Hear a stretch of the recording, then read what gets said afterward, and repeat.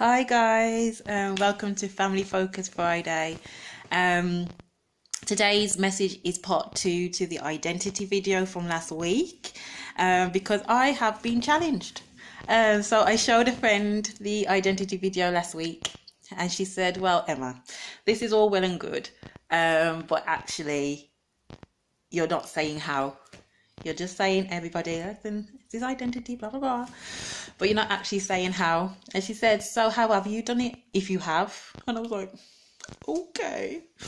So it's been a week of me having to think. It's been a week of me having to think about, okay, so how have I maintained an identity that I feel is me and really represents who I am through everything. And really my conclusion from my thinking is that I've owned my stories. I've owned every story that has come my way, good, bad, and the ugly elements of every single one of them.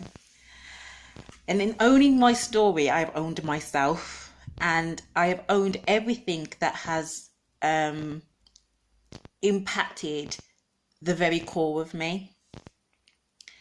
So in context of this, I've had many stories, very large life stories. I could write a book. But there was a story that really defined me through my late teens to my early 20s. And I got lost in that story, really lost in that story. At the time it was happening, time the experience was happening, I was fine, and I thought I was fine, and I thought that everything was fine. But actually, once that story had come to its end, I realized how lost and entangled I had become in that story that was not good for me.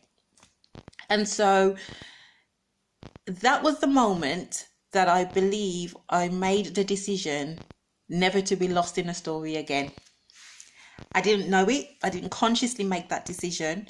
But I think because it was such a defining part of my life, I realized that, Emma, life is going to happen. There's going to be lots of things that happen. However, you cannot get that lost in those things. And so it was really a time of me building up boundaries. And I believe for myself, they're healthy boundaries.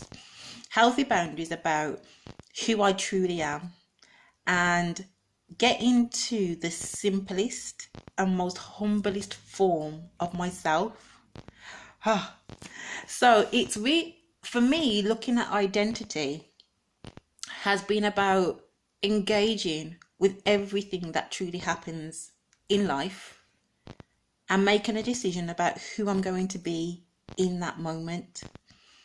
However, to make that decision, I had to know who I truly was. And that's the journey of identity.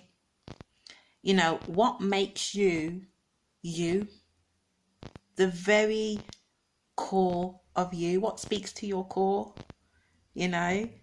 And when you know what that is, and you can hold on to that, and you can tangibly describe what that is, situations will happen, and then you have to make a decision that I need to understand that my core is still intact.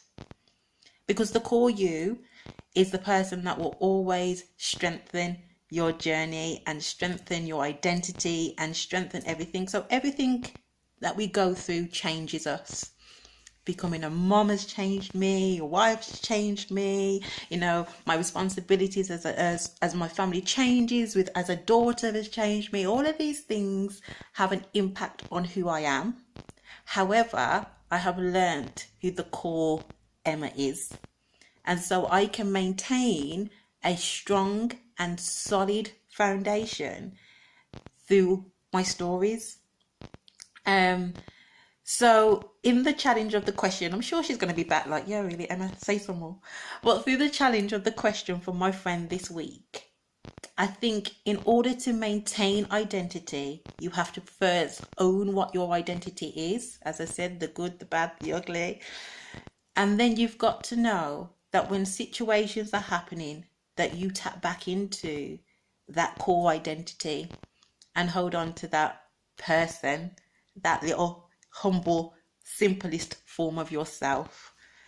So this is my take on the how to maintain your identity.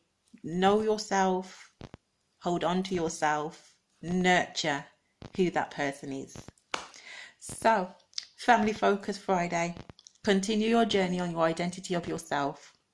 Continue the journey of knowing you, and embracing the simplest form of you.